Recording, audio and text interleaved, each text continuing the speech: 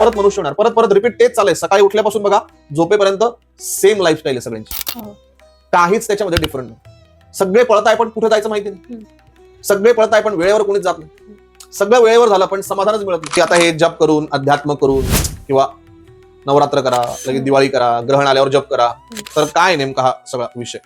तर याच्यामध्ये असं आहे की तुम्हाला एनर्जी बुस्टर आहात. हे ग्रहण वगैरे किंवा दिवाळीची रात्र वगैरे जे काय ना, ते एनर्जी बुस्टर आहे. याच्याने होतं काय की तुम्ही कुठलीही साधना केल्यानंतर तुमचं करिअर थोडं स्ट्रॉंग होतं, तुम्हाला पैसे मिळतात. ते पैसे मिळाल्यानंतर तुम्ही तुमचा उदरनिर्वाह चांगल्या पद्धतीने करू शकता. तेव्हा तो सूर्यग्रहणामध्ये ज्यावेळेस सूर्याची नाडी म्हणजे आपण पॉझिटिव्ह नाडी, चंद्राची नाडी म्हणजे निगेटिव्ह नाडी, म्हणजे ही उजवी, ही डावी, इडा पिंगला असं जे म्हणतो आपण, तर याच्यामध्ये सुषुम्ना मेन असते, दोघंही चालू असतात.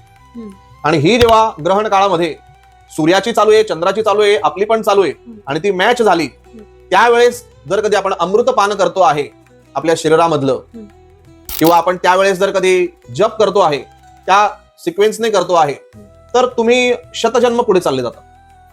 म्हणजे तुमच्या हातात येऊन जाते, कंट्रोल सत्ता आपल्या हातात येते की मला कुठे जन्म घ्यायचा आहे आणि काय काम करायचं, किंवा जन्मच घ्यायचा नाही, मला पुढच्या युनिव्हर्स मध्ये जायचं आहे. आता हे मनुष्य जन्म हे लास्ट स्टेशन आहे. हे जर कधी समजलं नाही, तुम्ही परत मनुष्य होणार.